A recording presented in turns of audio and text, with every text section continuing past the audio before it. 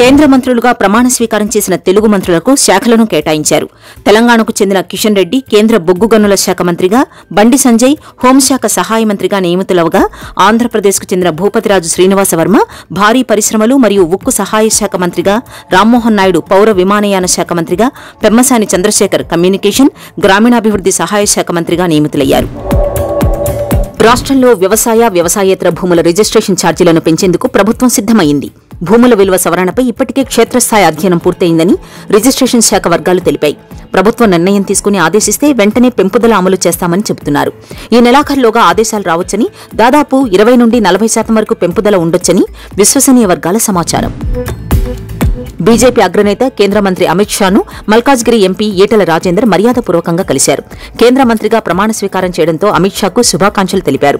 తెలంగాణ భాజపా అధ్యక్షుడిగా ఈటెల రాజేందర్ను నియమించే అవకాశం ఉందన్న ఊహాగానాల నడుమ ఇరువురి భేటీ ప్రాధాన్యం సంతరించుకుంది. కేంద్ర మంత్రి పదవి ఆశించిన ఈటెలకు రాష్ట్ర అధ్యక్ష బాధ్యతలు అప్పగిస్తామని హామీ ఇచ్చినట్లు తెలుస్తోంది. ప్రభాస్ ఫ్యాన్స్ ఎదురుచూస్తున్న ఆ సమయం రానే వచ్చింది. కల్కి 2008 ఏడీ మూవీకి సంబంధించిన ట్రైలర్ రిలీజ్ అయింది. ప్రభాస్ లుక్స్ ట్రైలర్ చూశాక ప్రభాస్ ఫ్యాన్స్ ఆనందానికి అవధులు లేకుండా పోయాయి.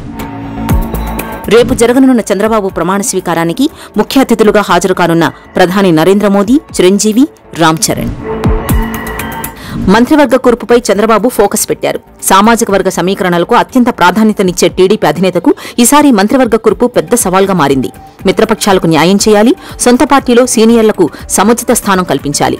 ఈసారి కూటమితో కలిపి భారీగా ఎమ్మెల్యేలు గెలవడంతో కేబినెట్ ఎంపిక కత్తిమీద సాములా మారింది. శ్రీ సత్యసాయి జిల్లా హిందూపురం శాసనసభ్యుడిగా ఎన్నికైన నందమూరి బాలకృష్ణ సోమవారం తన జన్మదిన వేడుకలను తెదేపా నేతలు, కార్యకర్తల మధ్య ఘనంగా జరుపుకున్నారు. స్వగృహంలో కేక్ కోసి తన అభిమాని అయిన 4 ఏళ్ల అనిత్ కుమార్ కు తినిపించారు. అనంతరం ఎన్టీఆర్ ఆరోగ్య రథం, అన్న క్యాంటీన్ను పునఃప్రారంభించి భోజనం వడ్డించారు. ఈ సందర్భంగా బాలకృష్ణ మాట్లాడుతూ అభివృద్ది, సంక్షేమం లక్ష్యంగా ముందుకు వెళతామని, హిందూపురం నియోజకవర్గాన్ని రాష్ట్రంలోనే ఆదర్శంగా తీర్చిదిద్దుతామని ప్రమాణం చేశారు. జనసేన శాసనసభాపక్ష నేతగా పవన్ కళ్యాణ్ ఎన్నికయ్యారు. మంగళవారం ఉదయం మంగళగిరిలోని పార్టీ కేంద్ర కార్యాలయంలో శాసనసభాపక్ష సమావేశం నిర్వహించారు. ఈ సమావేశంలో శాసనసభాపక్ష నేతగా పవన్ పేరును తెనాలి ఎమ్మెల్యే నాదెండ్ల మనోహర్ ప్రతిపాదించారు. జనసేన ఎమ్మెల్యేలందరూ ఏకగ్రీవంగా ఆమోదం తెలిపారు. జగన్ ప్రభుత్వంలో కనుమరుగైపోయిన ప్రముఖ కంపెనీల మద్యం బ్రాండ్లు రాష్ట్రంలోకి తిరిగి వచ్చేస్తున్నాయి. కమిషన్ల కోసం ఇంతకాలం తొక్కిపట్టిన బ్రాండ్ల కంపెనీలకు ఇప్పుడు విముక్తి లభించినట్టయింది. ఎన్నికల ఫలితాలు వచ్చిన వెంటనే పాత విధానాన్ని పక్కన పెట్టిన బేవరేజెస్ కార్పొరేషన్ అధికారులు నిబంధనల ప్రకారం ఆర్డర్లు ఇస్తున్నారు. ఫలితంగా ఈ ప్రభుత్వంలో జే బ్రాండ్లకు చెక్ పడనుంది. ప్రధాని నరేంద్ర మోదీ ఆంధ్రప్రదేశ్ పర్యటన షెడ్యూల్ ఖరారైంది. 3వసారి భారతదేశ ప్రధానిగా ప్రమాణ స్వీకారం చేశాక నరేంద్ర మోదీ ఏపీ పర్యటనకు రానుండడం ఇదే తొలిసారి.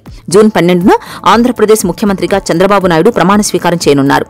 చంద్రబాబు ప్రమాణం కార్యక్రమానికి ప్రధాని మోదీ విచ్చేయనున్నారు. జమ్మూ కాశ్మీర్లోని రియాసీ జిల్లాలో యాత్రికుల బస్సుపై ఆదివారం దాడి చేసిన ఉగ్రవాదుల కోసం భద్రతా దళాలు వేట ముమ్మరం చేశాయి. సైన్యం, జాతీయ దర్యాప్తు సంస్థ, ఎన్ఐఏ, కేంద్ర నిఘా సంస్థలు సంయుక్తంగా ఈ కూంబింగ్ ఆపరేషన్ను కొనసాగిస్తున్నాయి. పాకిస్తాన్ కేంద్రంగా కార్యకలాపాలు నిర్వర్తించే లష్కర్-ఏ-తోయిబా ఉగ్ర సంస్థకు చెందిన 3 లేదా 4 విదేశీ ఉగ్రవాదులు కాల్పులకు తెగబడి ఉండొచ్చని బలగాలు ప్రాథమికంగా అంచనా వేస్తున్నాయి. ముచ్చటగా 3వసారి దేశ ప్రధానిగా పదవిని చేపట్టిన నరేంద్ర మోదీ సర్కార్ తొలి కేబినెట్ సమావేశం నిర్వహించింది. ఈ సమావేశంలో ఎన్నికల సమయంలో ఇచ్చిన హామీలను నెరవేర్చే దిశగా అనేక నిర్ణయాలను తీసుకుంది. బీజేపీ తన మేనిఫెస్టోలో ఇచ్చిన ప్రధాని ఆవాస్ యోజన పథకం అమలుపై పలు నిర్ణయాలను తీసుకుంది. ఈ పథకం కింద 3 కోట్ల ఇళ్లను నిర్మించాలని మోదీ ప్రభుత్వం 3.0 తొలి కేబినెట్ సమావేశంలో నిర్ణయించారు. ఇలా నిర్మించే కొత్త ఇళ్లకు ఎల్పీజీ కనెక్షన్, విద్యుత్ కనెక్షన్, కొళాయి కనెక్షన్ల వంటి సదుపాయాలను కల్పించనున్నారు. ఇరాన్ అధ్యక్షుడు ఇబ్రహీం రైసీ హెలికాప్టర్ ప్రమాదం ఘటన మరొకముందే మరో విమానం మిస్సింగ్ ఘటన చోటు చేసుకుంది. ఆఫ్రికా దేశమైన మలావి ఉపాధ్యక్షుడు ప్రయాణిస్తున్న సైనిక విమానం అదృశ్యమైంది. ఈ విషయాన్ని ఆ దేశ అధ్యక్ష కార్యాలయం అధికారికంగా ప్రకటించింది. ఉపాధ్యక్షుడి కోసం సెర్చ్ ఆపరేషన్ కొనసాగుతోంది.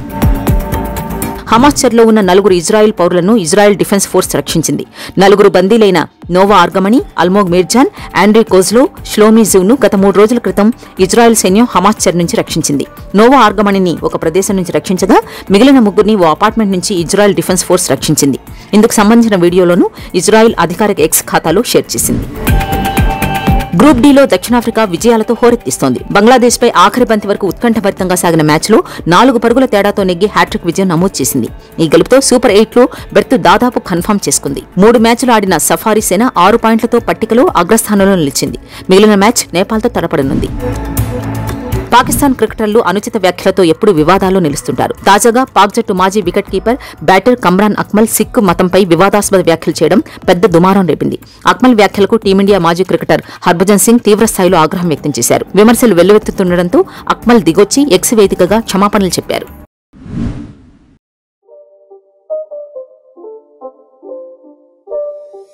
It's not a game, it's a rich thing.